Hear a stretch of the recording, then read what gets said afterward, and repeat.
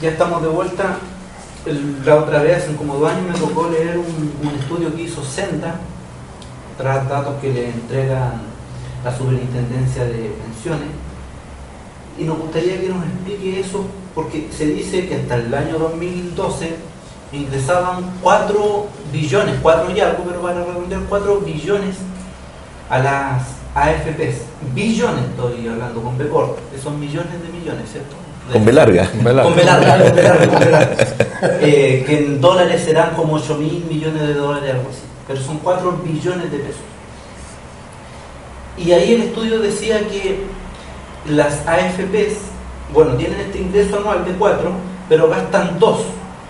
Y 1 lo entrega el fisco, el Estado. ¿Eso es así en el fondo?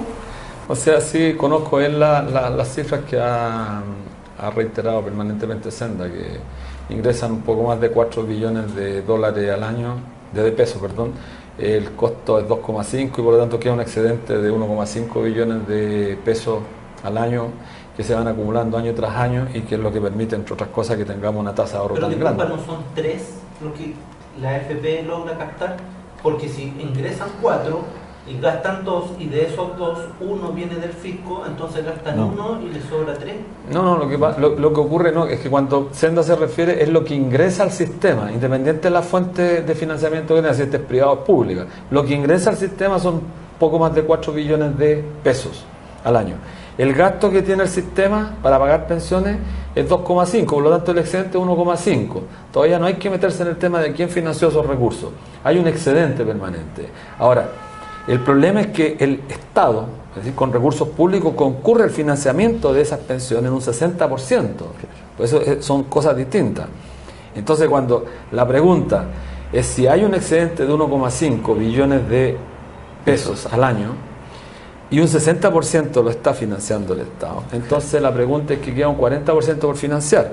Ese 40% se financia perfectamente con el actual sistema que permite, si realmente este sistema se cambiara o se transformara totalmente la estructura de recaudo y la estructura de pagos.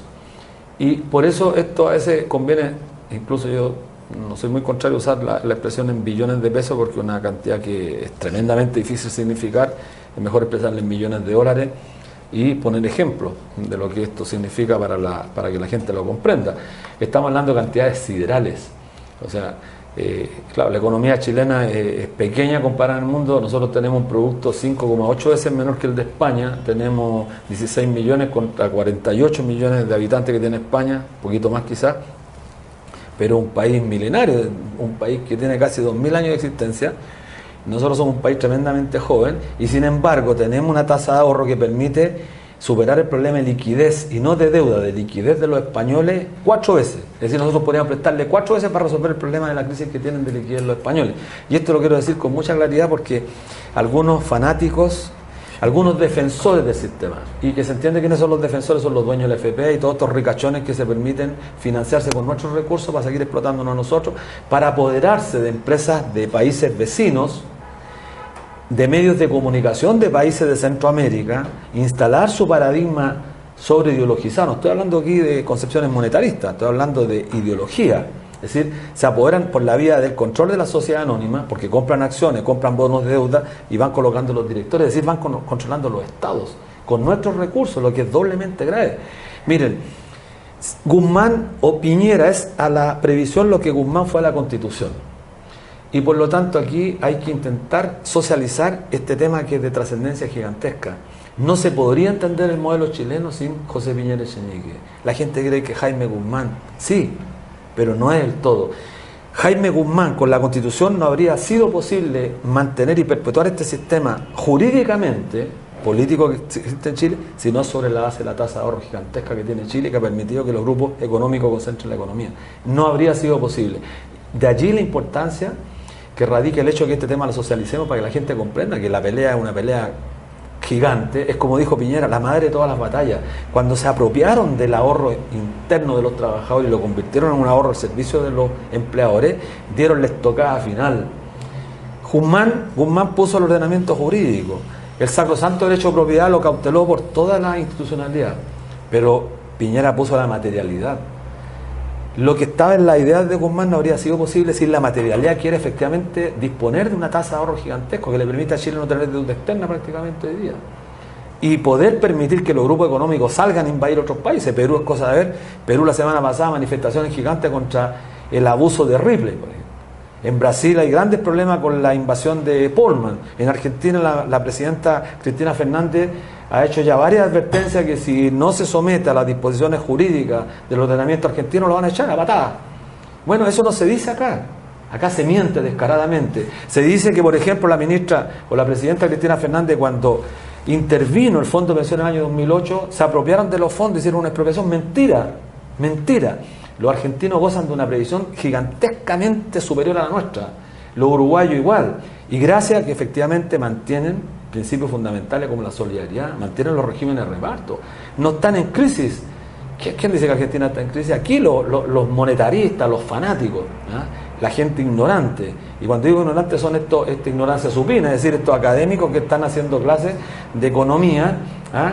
Pero solamente para interpretar una parte de la realidad y ponerla al servicio de la defensa, yo diría, corporativa de estas AFP que, insisto, lo que dijimos al comienzo, esta AFP estatal se inscribe dentro de esa lógica, es decir, todo lo que están hablando hoy día en los medios de comunicación es para defender este sistema. Pero disculpa, Luis, y una pregunta como para todos, ¿hay un problema de voluntad política también?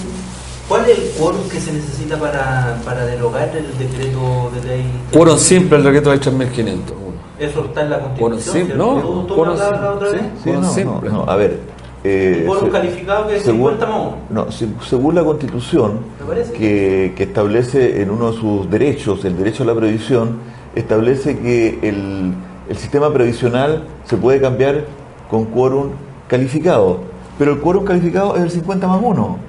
Porque aquí, dentro de las mentiras que se ha planteado en la sociedad chilena y que algunos políticos se encargan, pero todas las semanas de meternos en la cabeza mentiras, es que el quórum calificado es prácticamente imposible de enfrentar. No, según la Constitución, el quórum calificado es la mayoría absoluta, o sea, el 50 más 1. Y la nueva mayoría tiene 67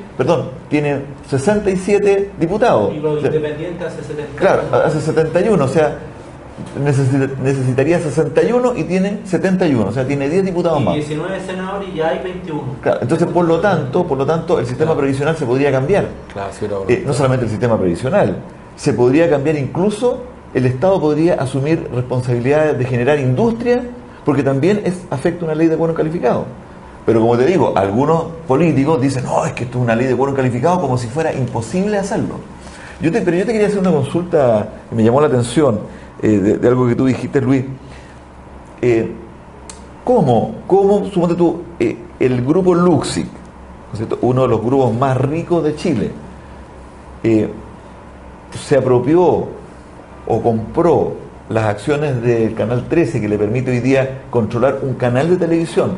¿Se apropió con fondos propios, pidió prestado al exterior o se apropió a través de las AFP, de los fondos de la AFP? Y parte del Transantiago. Sí, ¿y parte del Transantiago? Sí. Claro, bueno, no solamente él, están pero los dueños, los dueños. ¿Pero cómo lo hicieron? Bueno, los grandes grupos económicos, hay una publicación de Fundación Sol que señala cómo se han financiado en este último periodo los grandes grupos económicos, entre ellos Luxi, Mate, Angelini, Solari, etcétera. Se financian a través del crédito. El crédito lo pueden obtener en el Banco Central, los bancos, él es propietario del Banco Chile, se pueden financiar a través del Banco Central o se financian a través de la compra de acciones o la venta de la compra de bonos de deuda de las AFP. Ya. Entonces, si el Banco Chile emite acciones o las AFP compran acciones del Banco Chile o invierten en acciones del Banco Chile, están pasando plata, están pasando dinero. Porque yo compro acciones, entonces paso dinero. Claro. Entonces yo tengo un dinero barato. En el fondo, la intermediación que hacen los bancos, especialmente los bancos, la AFP, pero las grandes compañías, que están comprando dinero barato y lo están prestando más caro. Es decir, comprar en la AFP, insisto, una tasa a financiarse al 4% anual y prestarlo al 40%, bueno, hay una diferencia de 10 puntos. Claro, o sea, en el fondo para que los televidentes entiendan, la AFP es como un banco, o sea, sus recursos son claro. y se invierten y se prestan a una bajísima tasa de interés, y luego el banco que pidió prestada esa plata lo lo presta al 30, 40, 50%. Claro, porque la AFP, esta es una ironía, la AFP son a veces acreedoras y son deudoras. Por ejemplo, en el caso de la Polar, nosotros perdimos casi 1.900 millones de dólares, todavía la cifra exacta no se ha podido expresar, con dos directores que habían puesto la AFP, Martín Costabal, ex ministro de la dictadura, y otro ex ministro, no de la dictadura, pero casi lo mismo, que es René Cortázar. Los dos cumplieron un rol fatal para los ahorros previsionales, porque mientras estaban recibiendo una jugosa dieta en el directorio de la Polar, no se daban cuenta que se estaba fraguando una de las estafas más grandes que afectó a casi 1 millón de personas en Chile y que nos significó la pérdida de 1.900. ¿Cómo lo hicieron? Compraban acciones, por lo tanto eran acreedores, pero compraban bonos de deuda. Es decir, por los dos lados estábamos liquidados, perdimos 1.900 millones de dólares. Es decir, estos directores que colocan las AFP, porque si yo compro acción en una compañía grande, tengo derechos, porque soy accionista de la empresa. Entonces, si compro una cantidad, 30% de acciones en una determinada compañía gigantesca de este país, pongo 2 o 3 directores, dependiendo del número de acciones que tengo. Esos directores gozan de una buena dieta, pero ¿a qué responden ellos? ¿Van a garantizar la rentabilidad y el comportamiento de los mandantes que somos nosotros los No, nosotros no somos los mandantes de ellos son los dueños de las AFP. Entonces es un círculo perverso, esto se va generando, se va irradiando. Entonces, al final nos encontramos que todos los directores, la mayoría de los directores de las grandes empresas que son rentables, las mayores sociedades anónimas de este país, las 250 mayores sociedades anónimas de este país, están conformadas por directores que han puesto las AFP con los recursos nuestros. Eso es grave, pero mucho más grave si uno empieza a mirar lo que está pasando en el exterior, que nunca se dice eso. Los tipos van a comprar, suponte van a comprar un país emergente de Centroamérica, no dan ningún nombre de ningún país, pero un país pequeño, con el producto 10 veces más chico que el nuestro, un país emergente, que vienen saliendo muchos países de conflictos armados, que necesitan plata, necesitan liquidez. ¿Qué hacen estas compañías? ¿Qué hacen estas AFP? Invierten ahí. Compran acciones en las grandes compañías, de las que probablemente puedan llegar a ser compañías exitosas. Les meten capital, quedan con acciones, colocan los directores. Compran los medios de comunicación, colocan los directores. ¿Y qué transmiten a través de esos medios de comunicación? ¿Creen ustedes que respetan la libertad de opinión? Entonces van instalando un paradigma, entonces se van apropiando de el Estado, de otros estados, con los recursos nuestros. Entonces esto es tremendamente peligroso y por eso la importancia de socializar estos temas y de ver los efectos que tienen nocivos, no solamente para el tema económico concreto, sino que tiene efectos desde el punto de vista de la conformación social y política. Una consulta, disculpa, ustedes, según tú nos informaste antes del programa, ustedes hicieron un encuentro nacional en Valdivia. Sí. ¿Cómo fue ese encuentro y qué resolvieron? No, fue importante porque participaron casi 300 sindicalistas de distintos gremios, de los gremios importantes del país, de gremios más pequeños, de coordinadoras zonales que se han ido conformando en el país, no más AFP.